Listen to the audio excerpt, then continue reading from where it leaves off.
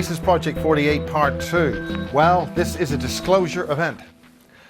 In the middle of the summer, I took some pictures of and some video of scalar weather activity, which I tracked down to Warminster. Later that night, I got a call from somebody at the Warminster thing. That's Warminster 2015. And they invited me down as a member of the press to video something, naturally, of some kind, at the Warminster 2015 conference, the 50th anniversary of the thing. The thing being their event 50 years ago, which was a conference about the massive UFO activity happening all around those British military bases down there in Wiltshire. And as we know now, there has been intricate contact and dealings with the military for a very long time, and governments all over the world. So now we have the full 3-hour definitive workshop by Peter Paget. Peter has not spoken for a considerable length of time, 16 to 17 years. He has spoken at the UFO Congress, which was held at Longleat, way back in the 90s. He is an English gentleman. Peter's written a number of books. The Welsh Triangle, which got classified and pulped or burned.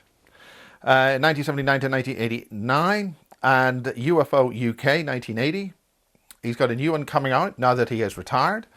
The Secret Life of a Spook and The Man Who Never Was.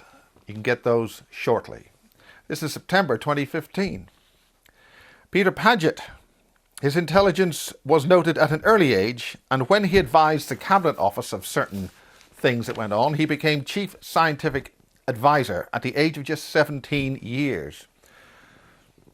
Peter was co-opted into the British intelligence community shortly after this and has worked undercover on various tasks and assignments for the past 50 years. He's also led a double life as an author, as mentioned, lecturer, therapist and adventurer internationally. He's been a programme contributor to the BBC and written books for Grenada and made educational programmes for students and the British Army schools. And as I said, written his paperbacks, which have gone into English, French and Spanish. This is a disclosure event. You will have seen part 1, where he presented a lecture, which is basically a running summary of what you're about to see now. You need to see part 1, recorded on this little thing. Not the best, but it'll do. Part 1 is his lecture presentation, where he goes over some subjects he actually didn't cover in the following 3 hours. So, Peter Paget, his lecture, his workshop, and his therapies. This is the Basis Project, and thanks for disclosure from a fine English gentleman, Peter Paget. I have to say thank you for coming to this conference at Warminster.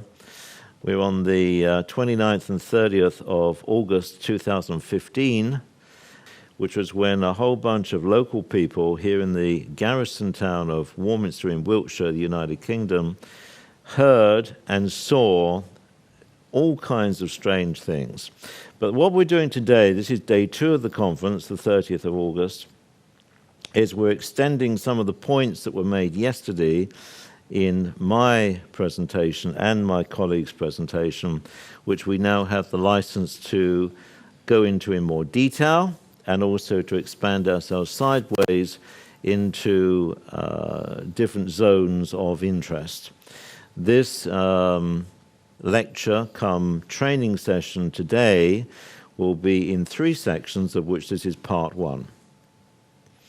Now, for those of you who don't know me, and I don't expect you to know me, especially if you're in different parts of the world, my history with UFOs, or as I like to call them, IACs, Identified Alien Craft, does go back, fortunately, a very long way. And I have had contributions to a number of literary works published. The first one was, I think, Flying Saucers Over Britain, which was written by a guy called Chapman, who was the science editor of the Daily Express, or the Sunday Express, which is a British tabloid newspaper. That was my earliest contribution in print. And then my dear late friend Hans Holzer, who was a wonderful writer and researcher and a prolific writer, I think produced over 49 works, wrote a book called The UFOnauts, which I was largely involved with, and indeed I was commissioned on the UFOnauts for research and ghosting, because I am a trained journalist, I am a trained ghost and script writer and script editor.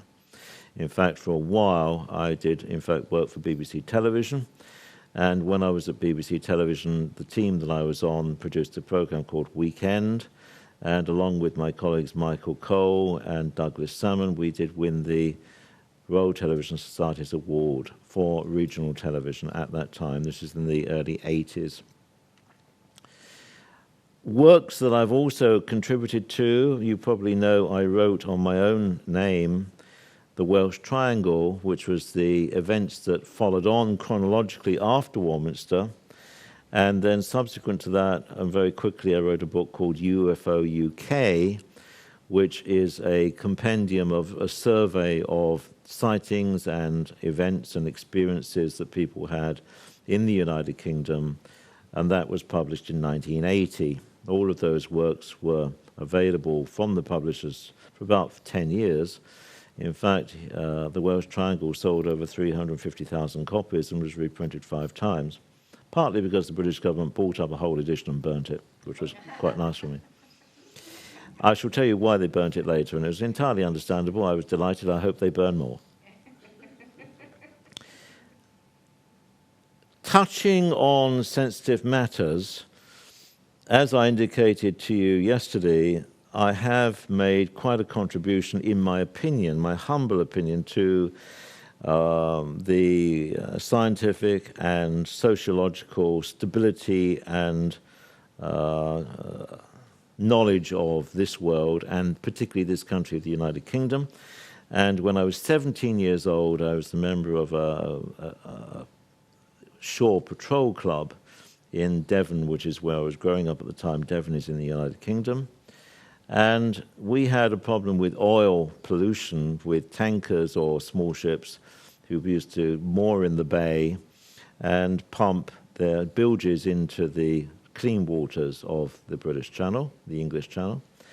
And I was aware of this oil problem, and so I worked on and invented, with a certain amount of help from up there, a whole system of oil pollution control.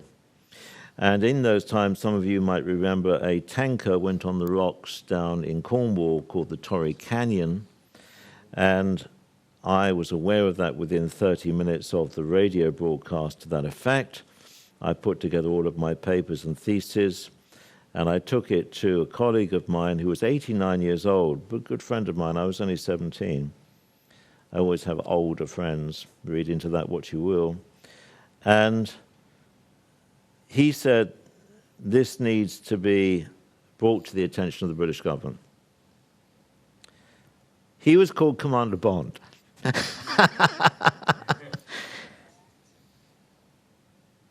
His first name was not James, but he was Commander Bond. He had first flown with a balloon squadron in the First World War, and he was a very eminent man. And he said, I know Zazoli. We'll send it to Zazoli, who was the chief scientific advisor to the Cabinet Office at that time. And indeed, that's what happened. He said, we won't send it to the Cabinet Office, we'll send it to the Admiralty, where he has an office. We'll courier it there now. The press were getting all uptight about this oil spill, and there was rumor that the beaches were going to be ruined and sea life was going to be damaged, and the Cabinet held an emergency meeting in 3 days' time. Takes them about 3 days to hold an emergency meeting. And these days they call it the Cobra Committee. And he walked in with my papers under his arm. I gave that to the British government. I got 3 letters of thanks, which was fine, And that is still to this day the principal oil pollution control mechanism that is used worldwide. I'll wait until my good friend sees, no problem. They sold it to BP a year later for £250,000, when £250,000 was, that's fine. was a lot of money. This is in, I think, the early 60s, and that's no problem. But since then, I've been on side. Now, if you don't know what on side means, it means that I'm known to be on side. I'm known to be very pro-stability, cultural evolution, education, all these cliches. You know, I'm seriously British. I have no problem in saying that I'm seriously British, which doesn't make me xenophobic, but I do believe that we have 1,000 years of history, which I'm rather proud of. Just out of interest, my earliest forebears on my extended family were the aide-de-camp to William the Conqueror, and my immediate relative, as you may gather from my name, Paget, was second in command at Waterloo. There is no problem where I am coming from, and the British government knows that. One of you in the audience very kindly said, "Aren't you afraid?" I'm not afraid of anybody. Nobody at all. Nobody at all. Not because they can't touch me, but because they daren't touch me. They daren't touch me. If I go down, heads would roll. Now, moving to the chase, have I covered what else I've done? I've been to Longleat. For those who know Longleat as a UFO conference, I think 95, 98, there's a couple of tapes out there of mine, and they cover Secret Science Revealed. I've moved on a lot from that. As I said to you in the run-up, I'm very happy to admit that I'm wrong. I never say anything on the basis that I think it's that set in stone, that is an absolute fact. No, you should all be ready to say, hey, I'm wrong. I've learned something new. I have to modify my data. Why are we here today? Well, we're here today because the good friends of the 70s, when I used to run Star House and the Fountain Center here, which was a research center for a number of years, were very kind enough to invite me, and I was very pleased to support them on that. And indeed, they also are supporting here the charity Help for Heroes, which supports British military veterans, which I endorse as well. On the board here is my email, Peter Paget, P-A-G-E-T, 2012, at yahoo.co.uk. If you do email, you must put in the first line of your communication something to indicate where you are coming from, either Warminster 2015 or something like that, because I get so many spam, I cannot open spam. They get dumped. So don't just send me a blank email or, hey, I'm Joe Public. Send me something that says, Peter, please open this, and I will try to reply. Yesterday, I invited all the audience, which was about 120, to submit questions if they wished. And I first of all want to run through those questions. I'll run through them fairly briefly, and I will read them to you and then give the answers, and then I'll run on into the main presentation. This is the part one of the series of three. First one I have here, and I'm just going to go through them, is... no, I'm going to do that at the end. That's a bit heavy. Right, let's start with the back end. Okay, this one says, can unconscious mind dominate over conscious mind? And this is from a guy called Arnie, I think. And, well, yes, unconscious mind often will govern and dominate your so-called conscious decisions. In fact, advertising, marketing, various people into NLP will tell you that, that's neuro-linguistic programming, will tell you that the subconscious has a huge effect on what you think is logical decision-making.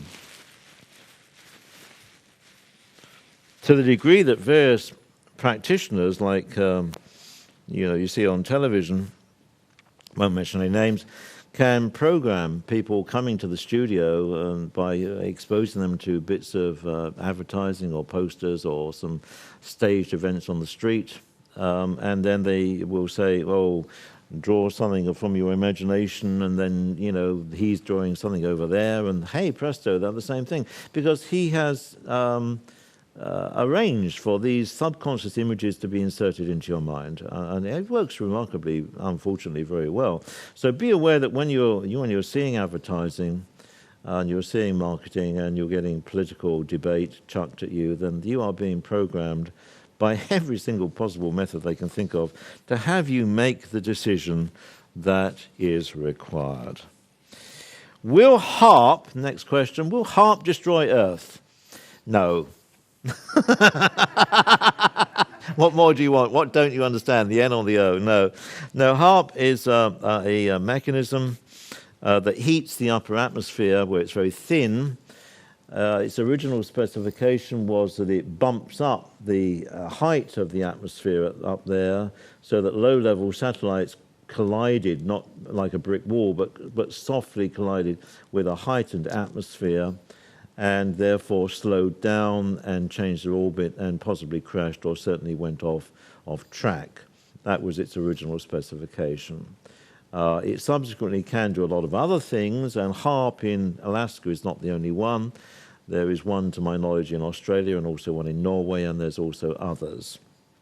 They produce very high frequency, very powerful radio waves, and if used in conjunction with other frequencies and reflectors, they can focus energy, or it can focus energy, or they can focus energy, as there's several of them if they're working together, at greatly distant locations. A lot of it's written about HARP, like it's written about CERN, which is the facility in Switzerland.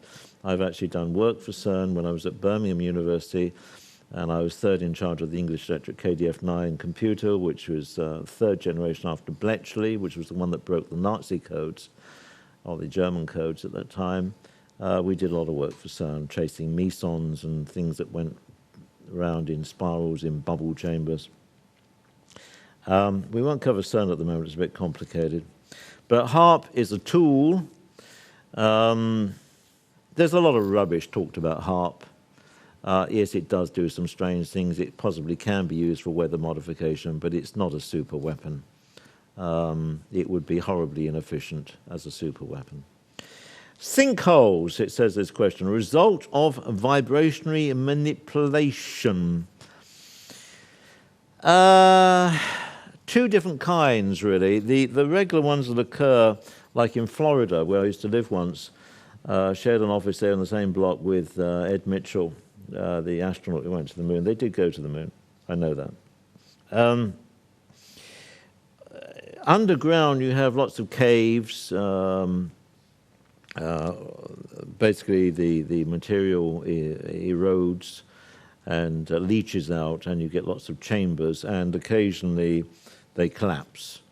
And hey presto, you've got a sinkhole. Certain parts of the world are very prone to sinkholes more than others. It can be caused by leaking water pipes and other things like that. Particularly in cities, you get a big hole appear in a highway, it's usually a leaking water pipe, which has had the same effect. The other kind of sinkhole, which I'm going to make a note on that, which I'll come to later because it's more complicated. These are questions that were put to me in writing yesterday, like parliamentary questions in writing. If you ever ask the British government a really awkward question, I say, can we have that in writing? Because then they can spend a lot of time working out how best to lie. What are the aliens doing to control us? That's a good one. This is from, I asked them to put their key number or their, because we got key tabs when they came. This is from 001. 001. This is a very good question, a very good number, 001. Right. Did you ever see that program a long time on television? It was, on the island, wasn't it? The prisoner, right? I am number 4. We want information. Right. Well, here's the information. What are the aliens doing to control us? Well, a lot of you, and I'm telling you as the human race, not just you in this room, don't need too much control because you control yourselves. I'm not talking to you, quote unquote, enlightened people. Most people are controlled by what I call their comfort zone. They eat pizza and watch the ball game, and that's all that's required. And so they don't need controlling because they do a great job. That's the case. Do take a seat right there, sir. And what else do they do? It implies that aliens are in control of the planet Earth. Well, maybe to a degree they are, but also we must first of all highlight the fact that this aliens, plural, is correct. You're dealing with many different sources and many different agendas that don't necessarily agree with each other. UFOs, IX, have actually been seen over the years to have dogfights, although a dogfight with a couple of those craft is not the same as you would be expected to see in the Second World War. It's an energy fight, and it's principally designed to destabilize the other craft rather than shoot it down. If you ever watched insects, I was watching a hoverfly the other day in my garden, and the hoverfly was underneath the apple tree, and they can hold their station amazingly well. They must have built-in gyroscopes or something. And I say she, they're usually she's, the women are always more powerful than the men, was holding station there. And then another fly would come in about 6 or 7 feet away. It would straight away go there and tell it to go away, because this was her territory. And they would do this kind of dance around each other, which is very, very quick. Their brain speed is incredibly high, higher than yours. And then the other one would fly off. She was holding her station. This was her patch. And occasionally she would seem to make contact with a smaller fly. I'm not sure exactly what hoverflies eat, but I think possibly smaller flies. And she would take that. So she was holding her station. Now, a dogfight between two UFOs or two IX would be similar. They would not seek to destroy each other. They're not like that. But they would face each other off, and there would be a kind of dominance exercise on whose technique or technology was slightly better than the other, and the other one would go. It wouldn't. They're not nasty people. Even the nasty ones aren't that nasty. Let's come back to that question, because, again, it's quite complicated, and I want to go into that in more depth. Next question. Get through these quite quickly. This sounds like a quote from David Icke. Question, answer, or problem solution from 004. There it is. Yeah, this is a kind of standard social programming, economic programming technique of, if you're trying to produce a situation, you have to have the general public on your side, banging on your door that a solution is required to this problem, and therefore one has to create a problem in order that the general public goes along with the solution. So the solution or the answer or the target or the intent comes first, and the problem and the setup comes prior to that. So we'll come back to that. That's quite a political question. By the way, I'm not political. I'm a historian, I'm an archivist, I'm an analyst. I have no political leanings, whatever it is, one tries to bring the best out of it. They say you stay close to your friends, you stay closer to your enemies. In the days when I had certain responsibilities, people were calling up the Russians and saying, hey, we're moving divisions here, it's an exercise. Russians would be saying, hey, we're moving divisions there, it's an exercise. It saved a lot of time, saves a lot of gas on the U2. What happened in China? That's very political. We'll come back to that later. Right, okay, China being the other day, still August, wasn't it? Rendlesham Forest, come back in a minute. That is, the Rendlesham Forest was an incident which happened chronologically after Warminster, after the Welsh Triangle, which I wrote a book called The Welsh Triangle, which was about St. Bride's Bay and the facilities there. I'll cover that in a minute. And that came after that. So we'll put that a bit down the line. This is nice and current. What was discovered on Mars? What was recovered? Are humans present on Mars currently? This is from 037. Very good question.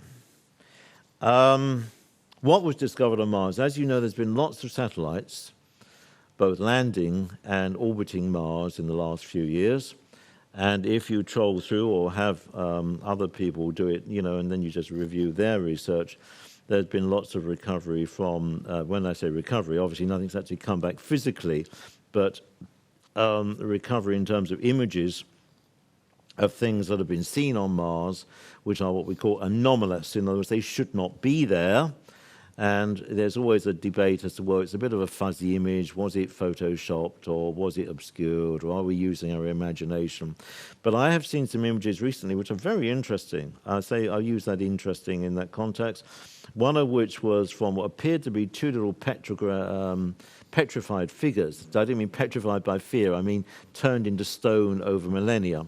If any of you are familiar with a place called Pompeii, which is a Roman town in Italy underneath Vesuvius. When Vesuvius erupted all those many, many years ago, it covered Pompeii with ash, and there's people who had gone back to recover some of their valuables were caught in the pyroclastic flow, which is incredibly hot and terminates people instantly, and their bodies were buried in ash. What then happens over time is that the chemicals of the dust on the rock infuse into the organic material, and it then becomes rock. It's no longer organic material, but it serves as a mold to actually preserve the shape pretty accurately of that person or tree or fossil or whatever it was. And indeed, these two little figures, they seem to be quite small, quite diminutive, appear to be huddled together, leaned over with a basket of fruits on Mars in the desert. Maybe the dust has been blown away from them. They have been possibly buried. I'm not endorsing this. I'm merely saying what I've seen on YouTube. So my information is no greater than that on that particular point. Also on Mars have been seen tubes which appear to be glass or some kind of transparent material, and other artifacts which are anomalous. Some people think they've seen bits of machinery that might have been broken and scattered around. Some people think they've seen small creatures. One of them was called a Mars slug, which appeared to have gone along over the tracks of the Mars lander, which was quite clearly a caterpillar in the dust. There's a lot of dust on Mars. And there appeared to be this Mars slug that was going along like, hi there. And that's an interesting one. One or two people claim to have seen in the images figures and even machines, but nothing you could put your finger on to say definitively, oh, that's absolutely rock-solid evidence. There's a lot of anecdotal stories floating around, people who claim to have been on various missions to Mars, and I'll cover that in a bit. What about the so-called face on Mars? Pardon? What about the so-called face on Mars? Oh, the face on Mars. Yeah, we can cover that quickly. Hoagland particularly has done a lot of research on images which are quite old now. And the face on Mars is very big, so-called. It's about, I think, 2 miles long. And if you look at it and you see his blow-up of those images, you do, in fact, see teeth and eyes and features that you think, well, this is getting into some fine detail. And there's the other things there. There's also the pyramids there around that zone, which do seem to contain a lot of mathematical constants. Pi, in particular, comes out. And, definitely, the smoking gun. But Mars was, in my opinion, hit not too many decades ago, quite recently, by a comet on the backside. Which produced a huge amount of dust, cloud, storm all over Mars. This was observed. And the face on Mars after that was very much obscured by being covered by dust and possibly even damaged. And it's not the first time that Mars has been hit by cometary material, partly because it's nearer Jupiter than we are. And Jupiter has the habit of veering comets off course from their, well, I say comets and asteroids, which are rotating around in that zone. And Jupiter will often drag them off course. And Mars occasionally collects a clobbering, which has caused a lot of damage over the years. Just while we're on the subject of Mars, there is, and this is not a schematic drawing, but I'll do it very, very quickly, and it's not accurate, it's purely to give you an idea.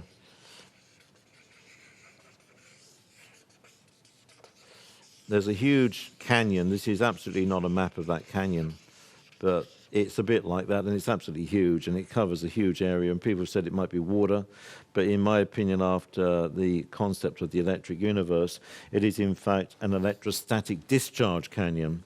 It's very, very deep. It's very, very huge, and that's probably a material that has been burnt off the surface of Mars by a huge electrostatic continuous lightning strike that burns across the surface and just complete. And you can see in some of these that there are very dark areas, which is the much deeper areas of rock underneath the surface rock. So there is an indication that Mars has had some very close encounters with not only impact, but also with electrostatic bodies. And just to cover that briefly, in a comet, you'll be aware there's a comet, there's a tail, like that, and there's also a tail, or I say a tail, it's actually an area of emission that goes forward towards the sun, which is down here, and this indicates that this one here is not dust or ions or plasma being blown off in this direction, it is a discharge towards the sun. So the comets are very highly charged with EHT, extremely high tension electricity, and it is making a communication and an interchange between the sun. And indeed, while that happens when they come in, particularly when they cross the solar ecliptic, that's the plane of the solar system, there is usually some discharge, and you get CMEs, which are coronal mass emissions, and a variation in the actual particles coming off the sun. Right. Moving on to the final questions. Where were we? We'll come back to the Mars thing in a bit. Yeah, I'll leave that one to the end. This was a sweet one. It says, "We are not losing the battle. You are loved. Thank you for your great work." Well, don't make me cry.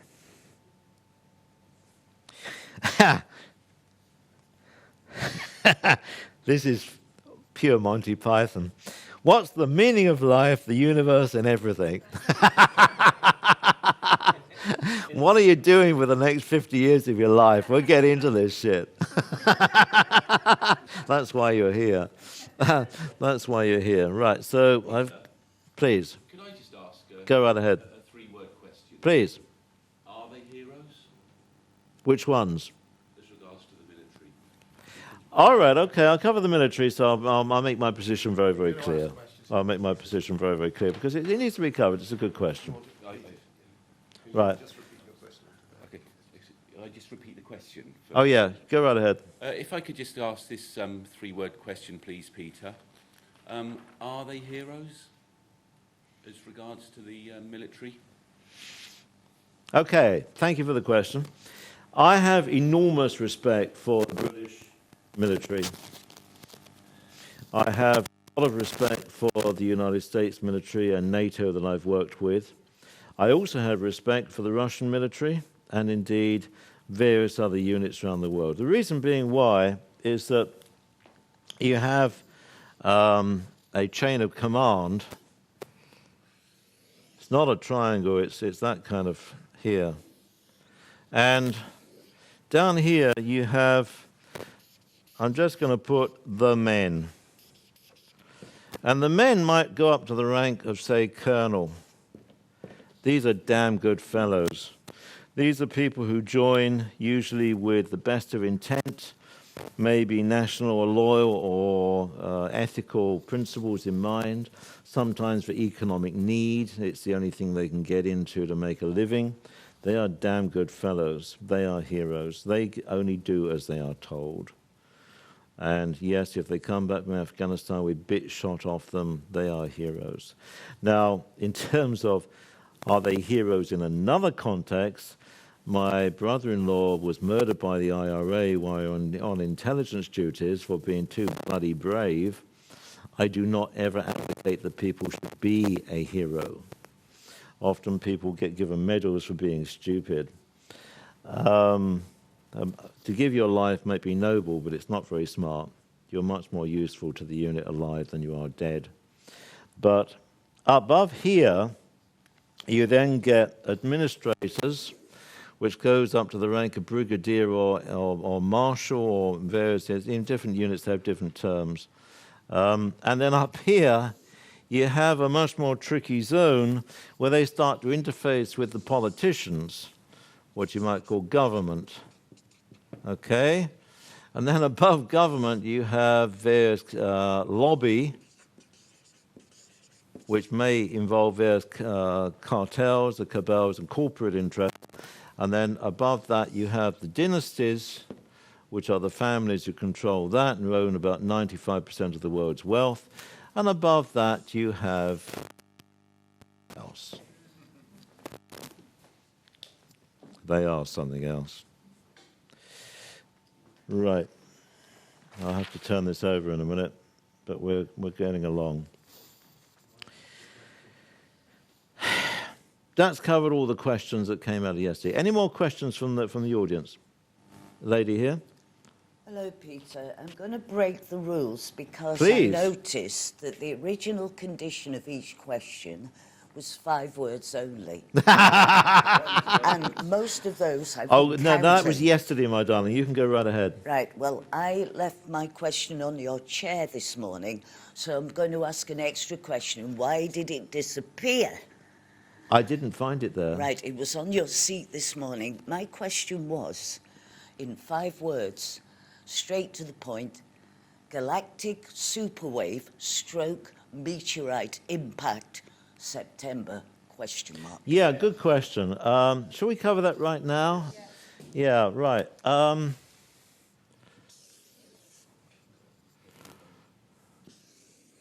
It's not a swastika. It's just the shape of the galaxy. That wasn't bad, was it? Leonardo da Vinci used to be able to do that. Milky Way galaxy, as I indicated yesterday, interfaced with the older brown dwarf galaxy, of which you in the solar system are a part. You're not, well, you're kind of, it's difficult to see, but if I said you were there, it would give you an idea that there's an interface between that galaxy and this galaxy. And so you're part of this arm here, but also you're part of that ring there. This is only schematic. It's not to scale. Don't think that it's a diagram. You'll get lost out there really quickly. So you're there. You're part of that, and you're part of that. And here you have the galactic center of the Milky Way galaxy. And this older galaxy doesn't really have a center anymore. Because of the way it's dispersed, it's principally a ring like that. That's not bad either. My hand's getting steadier. You've got to think big now. You've got to think really in galactic time, which is quite tricky for humans who only live about 80 or 90 years. You've got to think in millions of years. These two galaxies, you could say, are in collision, although in actual fact, the greater density of the Milky Way galaxy has pulled in the other galaxy and is absorbing all of that material, energy, beings, information, so there will be a unison of the two galaxies over, again, millions of years in the future. Just to cover one quick thing, Big Bang, if you pardon the expression, bollocks. The universe was there, is there, will be there forever. What a silly idea. What a stupid idea, the Big Bang. They work that on the basis that there is a background energy and there is a background tone in the entire universe, which they think is the remnant from the Big Bang. Where do they get this rubbish from? That is the basic energy level of the universe. It is there. It can be tapped in by anybody to any time, and Freudian slip. And basically, that is the fundamental core ether of the universal state. Time, as you consider it, does not exist. There is only a continuous now. Time is a sequence of events. And if on your watch you have that timeline, and somebody else on their watch has that timeline, and because they resonate at the same frequency, they are roughly synchronous, although, as I indicated yesterday, if you take an atomic clock, you leave one on the deck at Heathrow Airport, and you fly the other one around the Earth very quickly in the fastest jet you can find, the one that comes back on the jet would be at a slightly different time to the one that you left at the airport. That is a piece of known physics. So velocity changes time.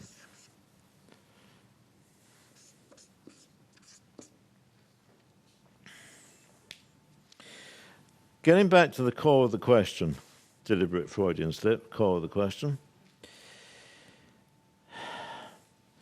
You have in this function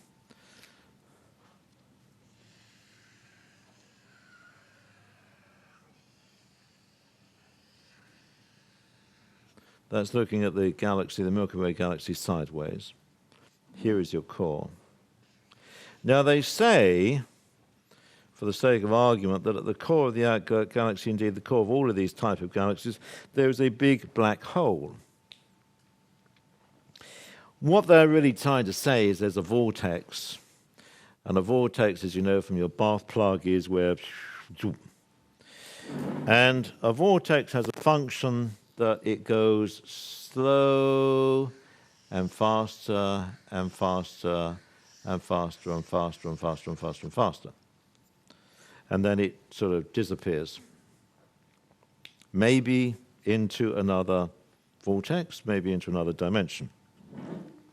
The point about all of these waves, it's getting a bit complicated here, is that these waves are in theory rotating, and like in waves on an ocean, it doesn't mean that this material here is rotating at the speed of the wave, it means the energy wave is rotating. So material is being brought into this compression, and the compression is moving around, which is what a wave in the ocean is. The water there is not going to there, the water particles are going up and down in a wave. Let's do this properly, like that. Okay?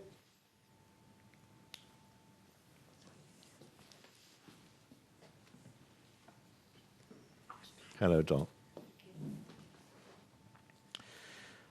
Now, in all life and all nature and all universal things, you get everything which is cyclical. It goes in cycles. These are very long cycles. And the universe, you know, God, taking the concept of a cosmic intelligence rather than an old man with a beard sitting on a cloud, God does not make mistakes. The universe does not make mistakes. It knows what it's doing. Everything is conscious. That's another difficult concept for you to grab. That chair, the molecules, the atoms, the subatomic particles of that chair, of this, have consciousness. They have awareness. We're not talking biological, neurological awareness. They have consciousness. They have awareness.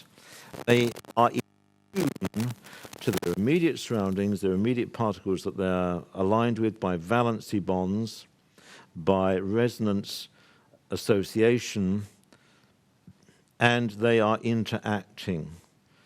When you make plastic, you make a polymer chain, by which you mean that the individual bits of the molecule are hung together, called a polymer chain. This one's talking to this one, this one's talking to this one, this one's talking to that one. And the distance between individual atoms, molecules, is almost an analog, an equivalent to the distance between planets and stars. As you're sitting there, 99.9999999% of you is empty space. In fact, if you really want to understand it properly, there is no such thing as solid matter. There are only vibrations which have associations with each other. My hand is at the same frequency as that chair. It will not go through it. But if I altered the frequency of my hand, it would pass through it as if that chair was not there.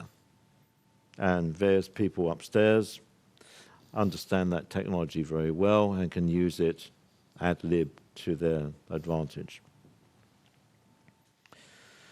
Even some humans understand those things because it is within your function to actually have it happen, believe it or not. I haven't forgotten your question, but all of this you need to know. Now, because this is cyclical and it's working in a waveform, as you know, when you shove a pebble, when you lob a pebble into a stream, pond, you get ripples. And these ripples basically travel outward from the point of origin. Again, it's cyclical, and it works in some kind of order. Now, the ancients, who, shall we say, the Mayan, who created the most accurate calendar known to us, the Mayan calendar is more accurate than your Julian and Gregorian calendars, did make quite a study of this, plus they seem to have received a lot of information. And they determined in their own history and in the future history the likelihood of certain kinds of events. So they predicted certain things, some of which came to pass. It is not the year 2015 today. It is not the year 2012, because due to the various popes rearranging the calendar to their own political ends over the decades, over the millennia, you haven't actually reached 2012 in the Mayan calendar. When that is a matter of some debate, but it is in your future, not in your past, as we sit here today. And it's not definitive, because all you're talking about, again, is that particular point. You're not talking about an end. You're talking about the end of a cycle. All right? And then it starts another cycle. However, it would seem that the universe likes to edit what it has created, to the degree that there are what we call in aviation waypoints, which is navigational waypoints, fixed points in time, where, as after Einstein, if you have a probability which is there, and this is time as you perceive it, then the factors of occurrence or the event horizons will move towards this gate here, which is possibly a fixed point to which you have to go through. Now, if I can give you an analogy of this, when you came to this town here, say you came from London, you could have gone north on the M5, you could have come down the A303, but you were coming to Warminster. So your point of target was always the same. But how you got here was your choice. And this is what this is all about. There are multiple choices of how to get to the gate that's supposed to go through the same point. So it would seem that in time and in the manner of things, that there are certain gates which are set and inevitable. And if I could give you again another analogy of a vortex, in some shopping centres you'll see a kind of cone-shaped stand, and you put a coin into the side of the stand, and it rolls and it rolls around. It's very, kids love this stuff. It goes around. It's always going to end up there, but it takes all of this travail to get down to that point there. And this really kind of answers your question. Yes, are we coming to that point? Yes. Yes. Yes. You will be tested. You will be tested. You will test yourself, because your destiny, your karma, is only made by you, not by anybody else. If there is a number of things impacting on you, where say the economy, money, government, the military, whatever you want to have, and you are there, what you choose to block or accept is entirely down to you. That is your reality. And according to what you associate with will be what governs how you are, what happens to you. You can, even Kim in North Korea, what a mad hatter, mad as a box of frogs, claims that he controls the weather. Of course he doesn't. But he is implying on one thing, I don't think he's completely crazy, but I have seen people, I have worked with people who can, of their own capacity, change the weather.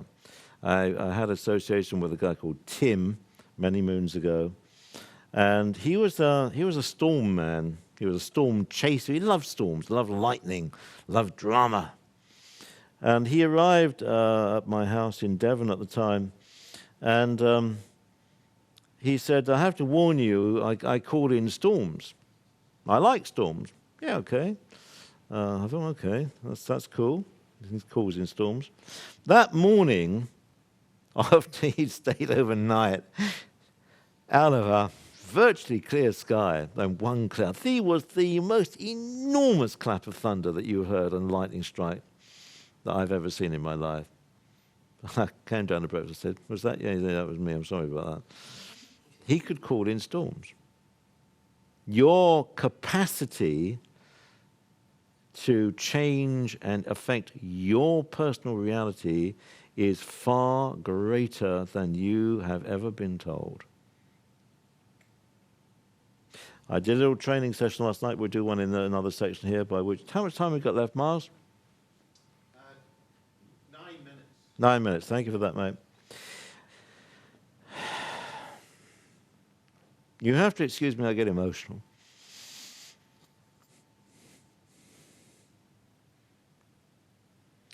I get emotional because I care.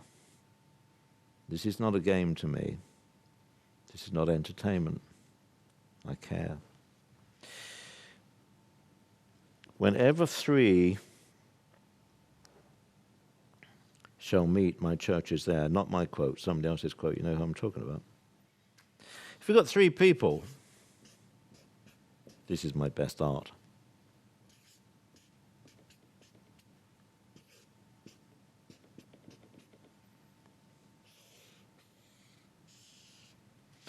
Their three beingness, I'm not even going to say mind, brain, I'm just going to sort of invent a word. Their actual being, your being, is at any one time both receiving and transmitting energy.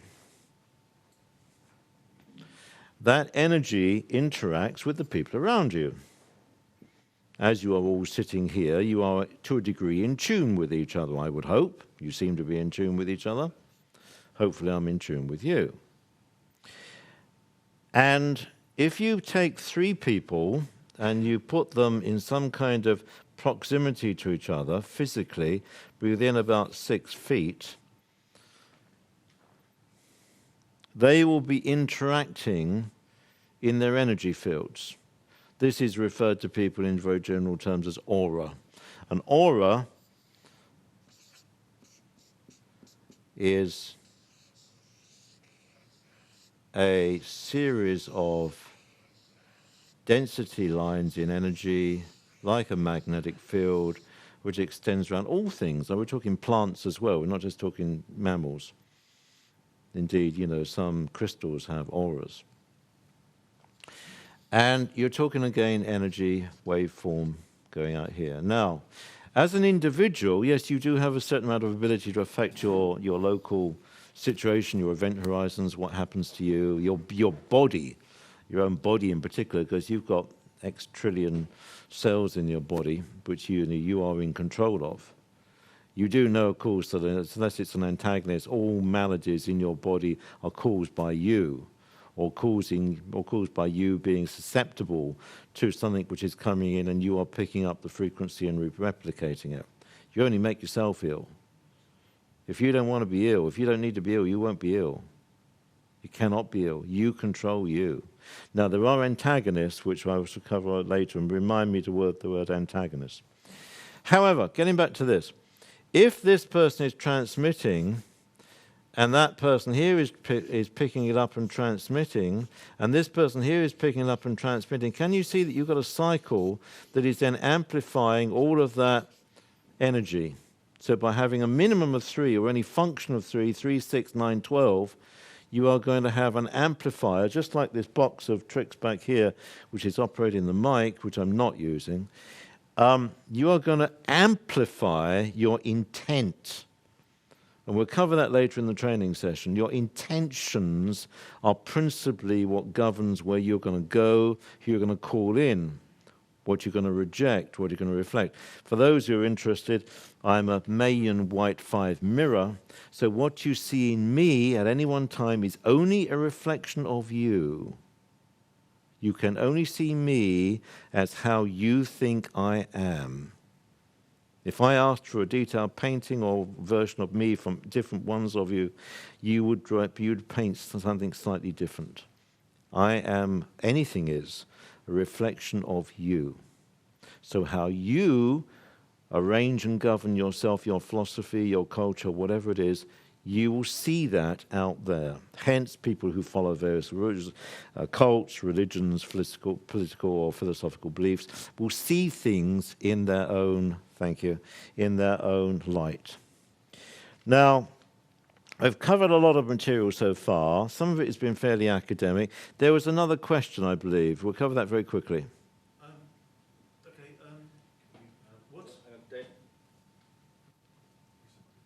Okay, go right ahead.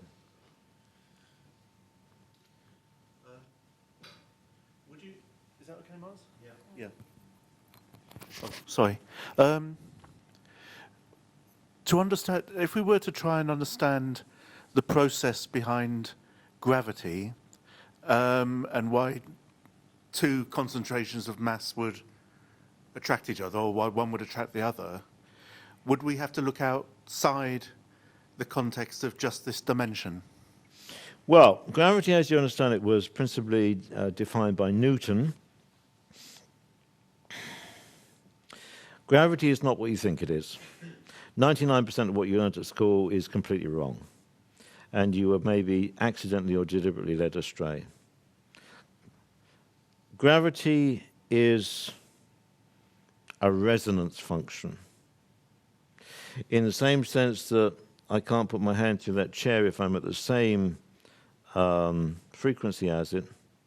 There's a guy in Canada who, we'll cover this in more detail, but he produces standing waves of pulsed DC, direct current, electromagnetic field, and defeats gravity largely on a random basis. Things levitate, cannonballs, bits of wood, ice cream, which are not magnetic. And if you change the frequency of a thing, be it biological or inanimate, you will get outside of the gravity attraction in that zone. So it's quite a complex piece of physics. We'll cover it in more detail later. So I'm just going to wind up on this section. This has been an introduction. It's been a bit fragmented. I apologize for that. It's been partly a follow-on from yesterday, where I've been answering questions. The questions I put aside, which are technical questions, we will cover in probably the next half or the next third of this 3-part session. And we will cover a lot more detail. And so this first section has been a follow-on, covering the questions, taking input from you guys, and I think we can probably leave it there, and we look forward to seeing you in about 5 minutes when we'll be set for number 2. Thank you. I appreciate it.